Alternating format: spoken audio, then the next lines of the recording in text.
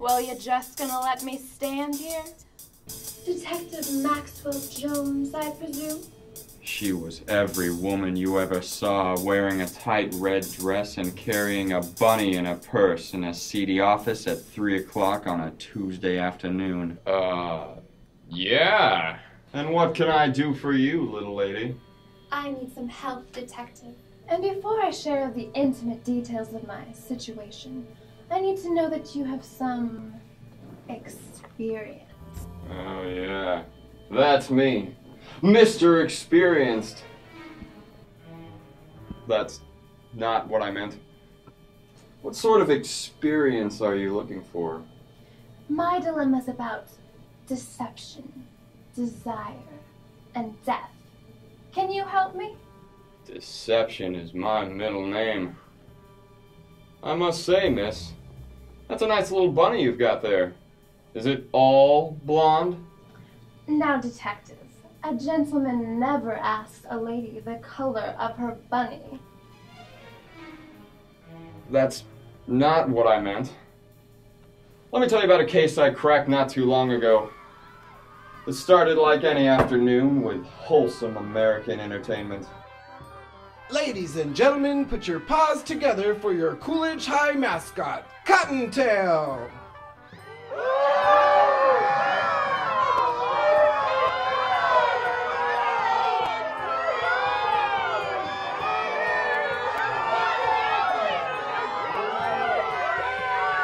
Heavens, Detective, that's terrible. You're not kidding, Toots. You should have seen the children's faces. You should have heard the way the women screamed. That's where I came in.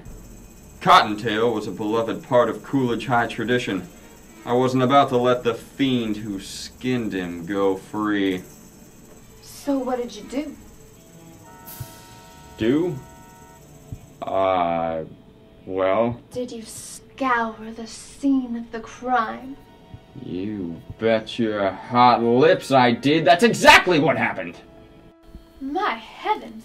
Did you get any clues? Who could do such a thing to a poor defenseless bunny? Don't get your skirt in a bunch. There's more. There are a few shady characters for whom I had some choice words. Stop holding out on me, you punk! I know that the Madison High School magicians are the Cottontail's biggest rivals. What are you getting at, Suit? Isn't that what you do? Make rabbits disappear? I never touched that bunny. Not that I didn't want to. I wish I would have thought of it first. Cottontail's disappearance was such a surprise. Sweetheart, from the looks of you, you'd be surprised that the sun rose in the east. You love the bunny like a brother. Or a sister?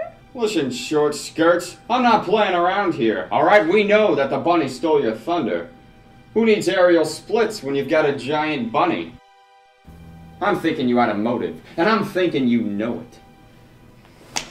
Thank you for agreeing to meet me, Miss Belanger. Or may I call you Amy? Why, certainly, Detective.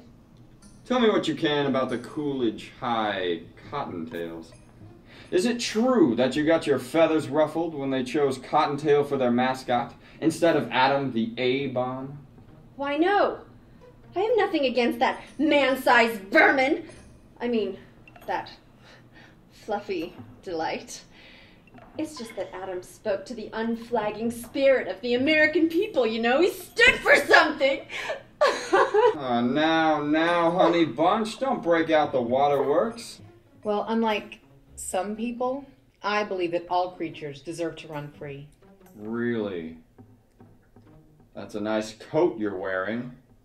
Liz? I like to pet it. It's so soft.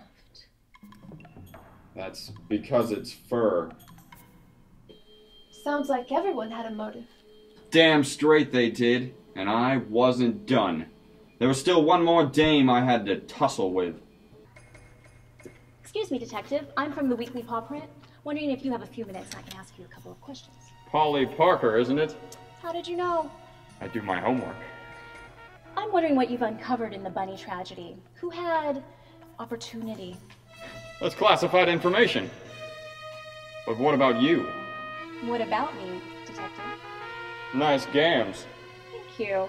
Wonder what they look like covered in fur! I beg your pardon? I checked you out. I know that in 38 you once had a nice run as Cottontail the mascot. And what if I did? And also that you left your position under mysterious circumstances.